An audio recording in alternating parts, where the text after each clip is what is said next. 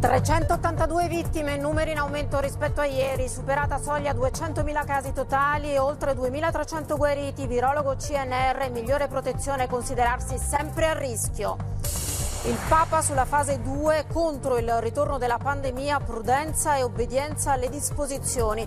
L'esortazione dopo le dichiarazioni dei vescovi sullo stop alla ripresa delle messe. Lodi, Conte ringrazia i medici e avverte il rischio riesplosione focolai molto concreto. Sulle aperture non possiamo fare di più. Appello alle banche, dare liquidità alle imprese, atto d'amore. Genova, completata la struttura del nuovo viadotto progettato da Renzo Piano a 20 mesi dal crollo del ponte Morandi, probabile inaugurazione in estate.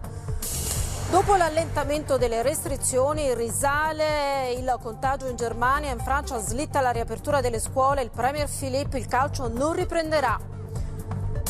Cremona, la storia di Sara, neolaureata in medicina che come altri giovani colleghi lavora in prima linea per curare a domicilio i pazienti colpiti dal Covid.